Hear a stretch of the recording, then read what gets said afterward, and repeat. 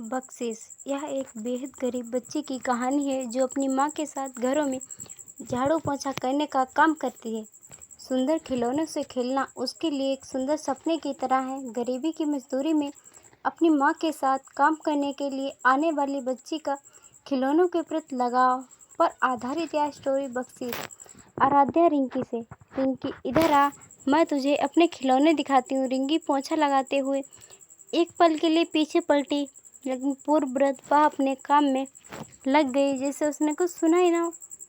शायद उसे पिछली घटना का स्मरण हो आया था जब बड़ी मालकिन ने उसे सिर्फ इसलिए पीट दिया था कि उसके हाथ में चॉकलेट का कवर था जो गलती से आराध्या का था। यह तो बाद में आराध्या ने आकर बताया कि उसने ही यह खाली कवर रिंकी को दिया था।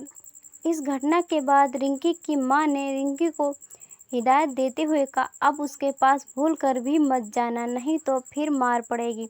और फिर प्यार जताते हुए कहा, देखो तो कैसे मारा है मेरी फूल सी बच्ची को, आने दो मालिक को, देखना मैं खुद मालकिन की शिकायत करूंगी। लेकिन रिंकी की माँ तो यह जानती थी कि वह यह बात सिर्फ अपनी बच्ची से दिखावा कर रही है। असल में तो वह अपना मुंह भी मालिक के सामने नहीं खोल सकती। दरअसल न सिर्फ उसका परिवार बल्कि पूरा गांव के बड़े मालिक का बंधुआ है और उस गांव के निवासी और उनके पूर्वज दशकों से ठाकुर की गुलामी करते आ रहे हैं। मालिक की भी एक छोटी पोती है आराध्या, अब भी रिंकी के साथ खेलना चाहती है। बच्चे तो बच्चे होते हैं, वह क्या जाने गुलामी को। आराध्या एक बार फिर से रिंकी को आवाज़ लगाती है, रिंकी या देख मेरी नई गुड़िया पापा ने मेरे इस बर्थडे पर दी थी। मासूम रिंकी खुद को बहुत रोकने की कोशिश कर रही थी, लेकिन काफ़ी के बाद वह डरते डरते कदमों से आराध्या के पास चली गई। शायद यह किसी छोटी बच्ची के लिए एक अग्नि परीक्षा से कम नहीं था और जब उसने खिलौना देखा देखती ही रह गई। इससे पहले कभी उसने ऐसा खिलौना नहीं देखा था। यह उसके लिए एक सुंदर स्वप्न के जैसा ही था। कुछ देर तक एकाटक देखने के बाद उसका मन हुआ कि वह एक बार उसे अपने हाथों से छूकर देखे, लेकिन वह चाह कर भी खिलौने छूने की हिम्मत नहीं कर सकी। अब आराध्या ने उसे एक एक करके अपने सारे खिलौने दिखाए, जैसे गुड्डा गुड़िया, हाथी घोड़े और गाड़ी भी, ना जाने क्या क्या। रिंकी ललचाए नज़रों से बस खिलौने देखे जा रही थी और वह खिलौने देखने में इतने मग्न हो गई कि उसे आसपास का कुछ भी ध्यान नहीं रहा। लेकिन कुछ क्षण बाद जब वह वापस चेतना में आई तो देखा उसकी माँ ममता भरी निगाहों से उसे देख रही थी। जैसे ही दोनों ही नजरें आपस में मिली तो वह हड़बड़ाहट में बोली, चल बिटिया जल्दी से काम खत्म कर ले, मालिक ने देख लिया तो बहुत गुस्सा होगी। फिर रिंकी बेमन से उठी और जल्दी जल्दी काम समेटने लगी। इस तरह रिंकी सुबह अपनी माँ के साथ आती थी और शाम को घर चली जाती थी। धीरे धीरे लगभग 6-7 महीने इसी तरह बीत गए। अब आराध्या का दाखिला शहर के बड़े स्कूल में हो गया था और हॉस्टल में रहकर पढ़ाई करने लगी थी।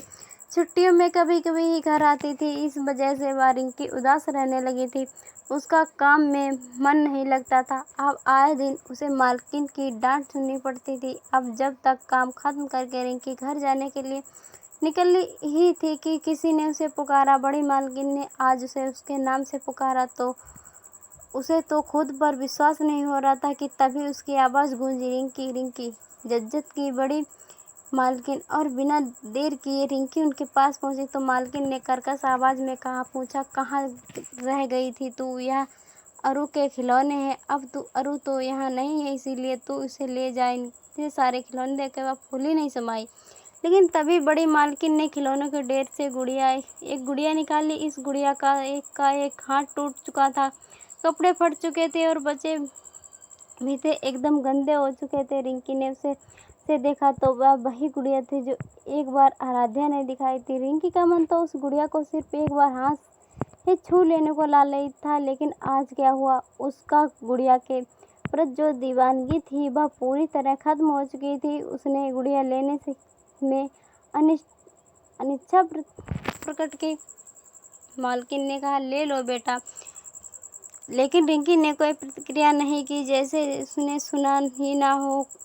फिर बड़ी मालकिन ने भुनभुनाते हुए गुड़िया उसके हाथ में रख दी और एक तरफ चल दी। रिंकी फिर भी वहीं खड़ी रही। माँ प्यार की से उसके सिर पे हाथ फेरा। ऐसा क्या, ऐसे क्या देख रही है मेरी बच्ची, बड़ी मालकिन किसी को कुछ नहीं देती, पहली बार तुझे खुश होकर बख्शिश दी है, ले ले। पर रिंकी के मन में कुछ और ही चल रहा था कि यह कैसी बख्शिश है जिसे पाकर ना तो खुश है और ना ही देने वाला। लेकिन उसकी माँ की खुशी फूले नहीं समाई और रिंकी ही मन में फुसफाई, यह कैसी बख्शिश है।